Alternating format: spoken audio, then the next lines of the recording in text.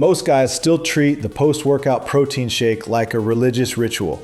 Last set finishes and they immediately start hunting for the shaker bottle like their games are going to evaporate if they wait another 15 minutes. That idea has a name. It's called the anabolic window.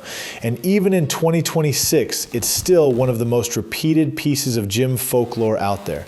The story goes like this. After training, your muscles become super sensitive to protein for a short period of time, usually said to be 30 to 60 minutes. Miss that window and you supposedly leave a bunch of gains on the table. Sounds scientific, sounds urgent, sounds like something you should panic about. Except when researchers actually went back and looked carefully at the studies that supposedly proved this, the whole thing started falling apart. So, Arthur No-Fee, Fitness here. Hello and welcome. In the well-known 2013 meta-analysis, the groups that consumed protein right after training weren't just timing it better. They were also eating significantly more total protein across the entire day, roughly 25% more. Once the researchers controlled for total daily protein intake, the so-called timing benefit completely disappeared, both for muscle growth and for strength. It wasn't the window doing the work, it was simply more protein. Later, a large analysis of 49 controlled trials involving more than 1,800 people found that muscle gains from resistance training basically plateau once you're eating around 1.6 grams of protein per kilogram of body weight per day. Going higher than that produces almost no additional benefit for most people. And in 2023, researchers gave subjects a single 100-gram dose of protein and tracked the amino acids using isotope labeling. More than half of those amino acids were still appearing in the bloodstream 12 hours later. Your body doesn't slam some magical door shut 30 minutes after you finish training. It's still slowly releasing and using those nutrients for a long time.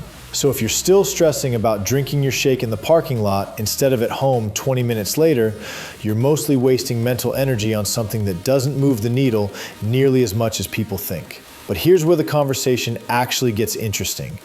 There is one nutrient where timing does matter, and almost nobody in the regular gym treats it with the same seriousness they give protein: carbohydrates. Specifically, how quickly you start refilling muscle glycogen after hard training. In the classic studies on cyclists, researchers compared giving a carbohydrate drink immediately after exhausting exercise versus delaying that same drink by 2 hours. The group that got carbs right away restocked glycogen at a much faster rate during that first window, roughly twice as fast. Something about the muscle's sensitivity to glucose uptake drops off quite sharply in the first couple of hours after intense exercise. Once that early window passes, you don't fully recover the same speed of replenishment just by eating more later. Then 2024 added an interesting twist. Researchers deliberately delayed carbohydrate intake after high-intensity exercise. By the 24-hour mark, muscle glycogen levels in the delayed group had completely caught up. There was no measurable difference compared to the group that ate carbs immediately. On paper, everything looked fine. But when they tested performance the next day, the athletes who had delayed their carbs still performed worse. Glycogen numbers said everything was equal.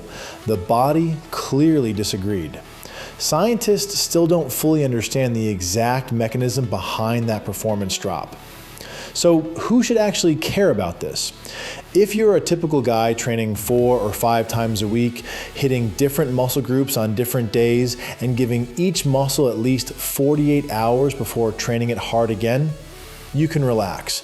You have plenty of time to refill glycogen at a normal, relaxed pace. Obsessing over slamming a huge carb meal the second you leave the gym isn't going to meaningfully change your results. But the situation changes if you're training the same muscle group again within 24 to 48 hours, doing 2 sessions in one day, or you're an athlete dealing with back-to-back competition or tournaments. In those cases, that early carbohydrate window becomes real and measurable. That's the part of recovery nutrition that actually has some teeth. One more thing an awe thing that's oversold is pre-sleep protein.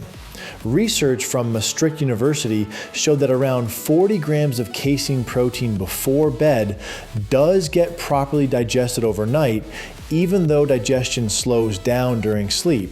And it does raise muscle protein synthesis rates during the night compared to going to bed with an empty stomach. That part is real and well replicated. However, when researchers took the exact same amount of daily casein and simply moved it to nighttime versus keeping it during the day, after 10 weeks of training, there was no difference in muscle size or strength gains between the groups. The nighttime protein isn't some special magic. It's just another opportunity to hit your daily protein target. If you're already spreading your protein reasonably across the day, forcing a big shake at 11 p.m. isn't unlocking hidden gains. So let's put the whole picture together cleanly.